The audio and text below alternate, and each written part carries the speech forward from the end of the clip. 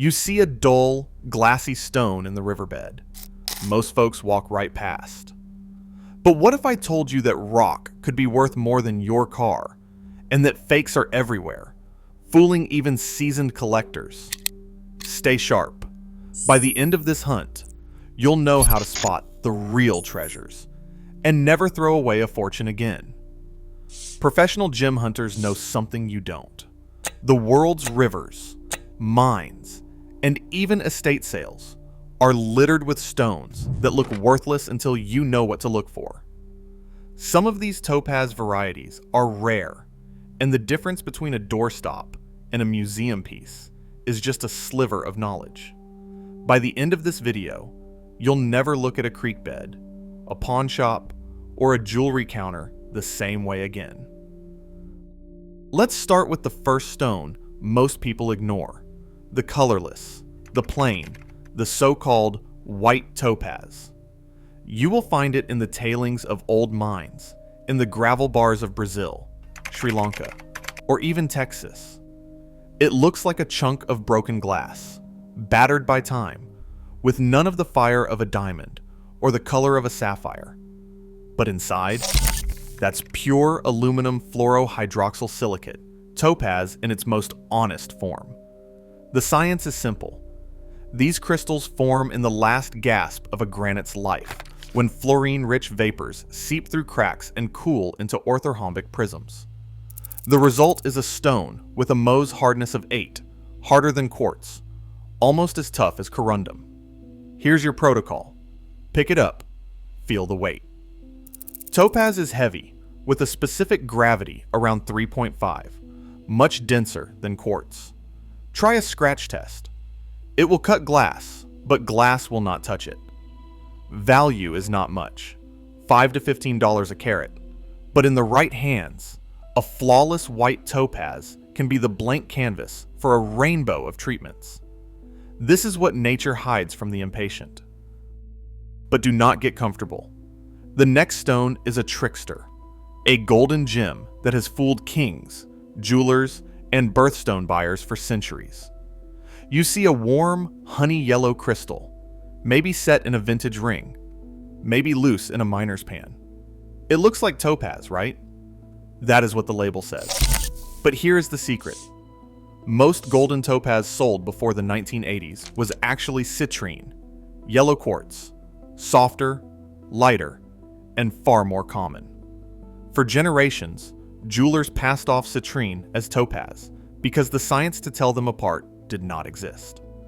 The real golden topaz is rare, and it is not truly gold. It leans pink, a subtle blush that only shows in the right light. Geology. True golden and imperial topaz form in the hydrothermal veins of Ouro Preto, Brazil, where chromium sneaks into the crystal lattice, painting the stone with a royal glow. For identification, check the weight. Topaz is heavier than quartz. Look for perfect basal cleavage, a single, mirror-like plane inside the stone. If you have a refractometer, topaz reads 1.6, 1 to 1.64, while quartz is always lower.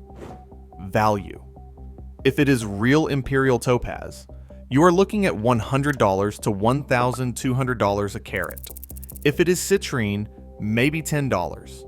This is the price of knowledge. One slip, and you are holding fool's gold. The river doesn't care. And just when you think you've got the game figured out, the river throws you a curveball. A blue stone, icy and electric, glinting in the sunlight. Blue topaz. But is it real? Here's the dirty secret. Natural blue topaz is so rare, most jewelers have never seen one. What you're looking at is almost always a colorless topaz blasted with radiation and heat until it turns sky blue, Swiss blue, or London blue. The deeper the blue, the more intense the treatment. The science is simple. Radiation knocks electrons loose, creating color centers in the crystal. The result is a stone that is hard, brilliant, and let's be honest, affordable. Sky blue is pale, like a winter morning. Swiss blue is electric, almost neon. London blue is deep, moody, and rarest of the treated blues. Identification protocol. Look for color zoning. Natural blue is faint, never vivid. Treated stones are uniform, almost too perfect. Value: $10 to $170 a carat, depending on size and depth of color. But don't be fooled by cruise ship salesmen. These stones are common, and the real money is in the rare, untreated blues. This is what the river teaches. Not all that glitters is gold, but some of it is still worth the chase. Now, before we go deeper, if you want more secret locations, more trade secrets, and more ways to turn rocks into riches, hit that subscribe button right now. Because the next stones on this list are the ones that make or break a prospector's fortune.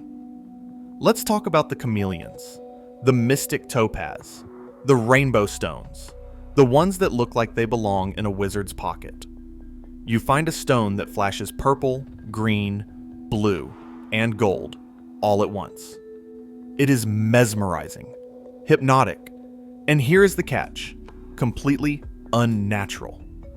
Mystic topaz is a colorless topaz coated with a thin film of titanium or other metals in a vacuum chamber. The result is a surface that diffracts light like oil on water. The science is pure chemistry, not geology. Identification protocol. Look for a telltale rainbow sheen that shifts as you tilt the stone. Under magnification, you will see the coating on the pavilion, sometimes even tiny scratches where the film has worn away. Value ranges from $5 to $15 per carat, no more than a novelty. But in the right setting, it can fool the untrained eye. This is the lesson. Nature's palette is wide, but the hand of man is wider. The patient prospector knows the difference. But the river is not done with you yet. Somewhere in the gravel of Uro Preto or the pegmatites of Pakistan lies a stone that changes everything.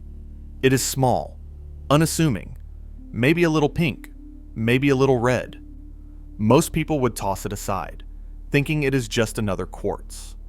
But this is the Holy Grail, the Imperial Topaz, the red topaz, the rarest of the rare. The geology is a miracle. Chromium atoms replace aluminum in the crystal lattice, turning the stone a fiery pink or even blood red. Only a handful of mines in the world produce these colors, and most are gone, exhausted by centuries of digging. Identification protocol. The color is everything. Imperial topaz glows with a warmth that no other stone can match. Under a loupe, you will see a silky luster, a perfect cleavage, and a weight that belies its size. Value. For the finest reds, from $2,000 to $3,500 a carat, more than most rubies, more than most diamonds. In 2019, a miner in Brazil unearthed a 9-carat red topaz that sold for the price of a house. That stone was nearly thrown away, mistaken for a chip of garnet.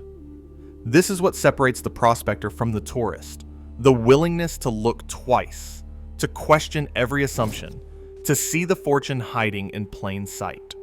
Nature rewards the relentless. So, how do you tell if your topaz is real or just another fake? Here is the protocol every pro uses. First, the scratch test. Topaz is hard, 8 on the Mohs scale. It will scratch glass, quartz, even some steel. But do not test on a finished gem. Use a rough chip, or better yet, a piece from the field. Second, the weight test. Topaz is heavy for its size. If it feels light, it is probably quartz or glass. Third, the refractive index. If you have a refractometer, topaz reads 1.61 to 1.64. Quartz is always lower. Glass is lower still. Fourth, look for perfect basal cleavage. A single, flat plane inside the stone, visible under magnification or if the stone is chipped. Fifth, check for bubbles. If you see tiny round bubbles inside, it is glass, not topaz. And finally, the static test. Rub the stone with wool, and real topaz will attract tiny bits of paper. If you want to be sure, take it to a gem lab for a certificate, because the difference between a $10 trinket and a $10,000 gem is sometimes just a single test. Let us bring it all home. Remember that red topaz, the one almost tossed aside? That is the story of every prospector, every collector, every dreamer who has ever stared at a pile of rocks and wondered what they are missing. You now possess the knowledge of a Pierrot.